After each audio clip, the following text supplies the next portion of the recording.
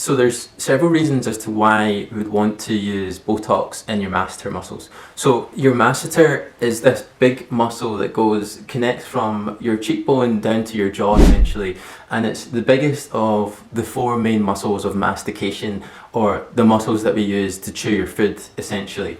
And when it contracts, it basically brings your jaw up to chew your food. Now, a lot of people will have what's called bruxism or teeth grinding, and it's often caused due to hyperactivity of this masseter muscle. And what often coexists is TMD disorder, which is temporomandibular joint disorder, in which you often have symptoms in this joint at the back of your jaw here in coexistence with bruxism. So one of the main things we can do in order to help with that condition is to relax this big masseter muscle by injecting Botox to the inferior or lower part of this masseter muscle. The reason why it's got to be inferior is because what sits above this muscle and at a higher level is a big salivary gland called your parotid gland, which produces saliva that goes into your mouth. And we don't want to inject through that, so that's why we inject in the lower part of your masseter muscle, which is around about here. It's a great condition, it's a great treatment for conditions like teeth grinding. It relaxes the muscle. Botox takes up to 2 weeks to have effect.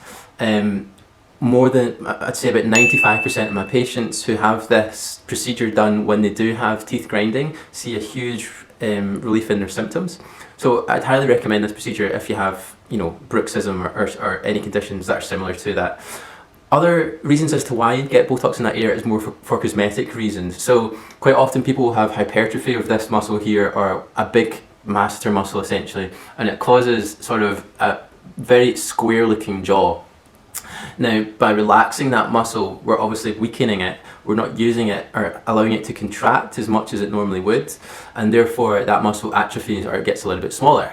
And the side effect of that, which is often a good thing if you're looking to slim your jawline, is that it basically slims the lateral part of your jaw here, giving you a more sort of V-shaped jaw, which is often more desired in females.